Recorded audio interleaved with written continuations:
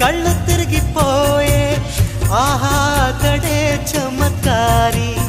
మెరుపును తెచ్చి కుంచగా మలచి రవివర్మ గీసిన వదనమట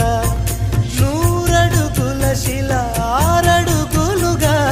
శిల్పులు చెక్కిన రూపమట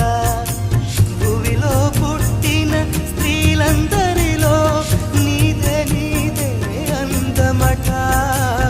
అంతటి అందం అంతా ఒకటై నన్నే చంపుట ఘోరమట ప్రియా ప్రియా చంపోతే నవ్వీ